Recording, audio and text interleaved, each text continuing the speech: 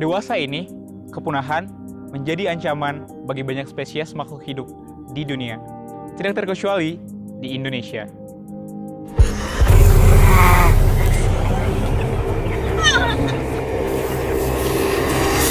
Hal ini dapat menyebabkan tidak keseimbangan ekosistem dikarenakan setiap spesies memiliki fungsi ekologisnya masing-masing.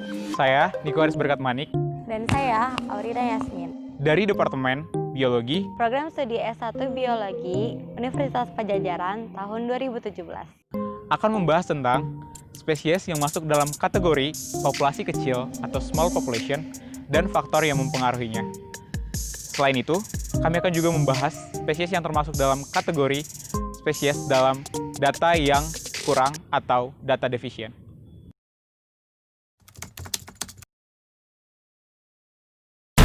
Suatu spesies digolongkan ke dalam populasi kecil jika jumlahnya sedikit, laju pertumbuhannya rendah, dan tergolong critically endangered di IUCN Red List.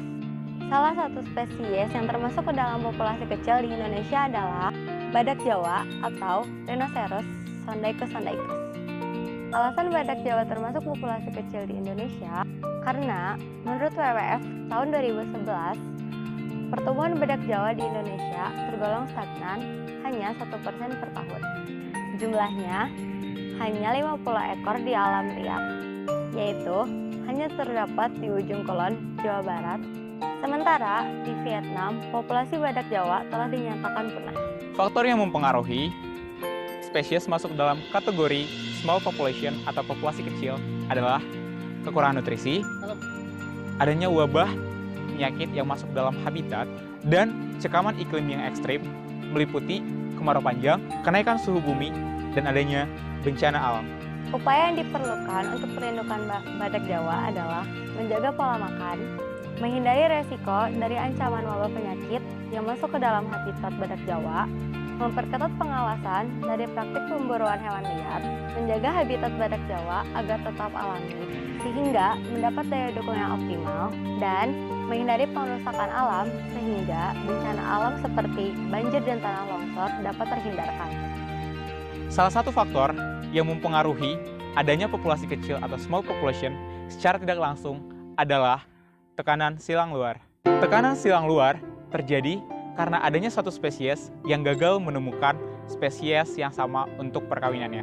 Sehingga dia melakukan perkawinan dengan spesies yang sama dari anggota kerabatnya. Selain itu, tekanan silang luar juga terjadi dari perkawinan antara subspesies yang berbeda dan juga adanya perkawinan dari spesies yang sama namun dari habitat yang berbeda. Menurut Montalvo dan Elmtrad 2001, dalam Indrawan 2007, dikatakan bahwa tekanan silang luar memiliki dampak yang buruk terhadap populasi karena kromosom dan enzim dari induk yang berbeda akan mengalami ketidakcocokan sehingga menghasilkan keturunan yang steril, lemah, dan juga memiliki daya adaptasi yang rendah terhadap lingkungannya.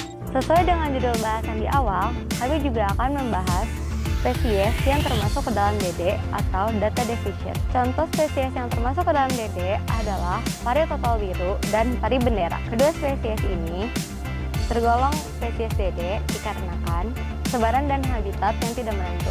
Kedua hal tadi menyebabkan para peneliti sulit melakukan penelitian dan pendataan. Selain itu, data deficient atau kekurangan data dari kedua spesies tersebut disebabkan karena sifatnya yang kosmopolit dan nilai ekonomisnya sangat rendah, sehingga perburuan dan eksploitasi terhadap hewan tersebut sangat kurang diminati. Sekian penjelasan dari kami, semoga informasi yang kami berikan bisa bermanfaat. Hatur nuhun. Moliate, terima kasih. Salam konservasi, salam abdi lestari.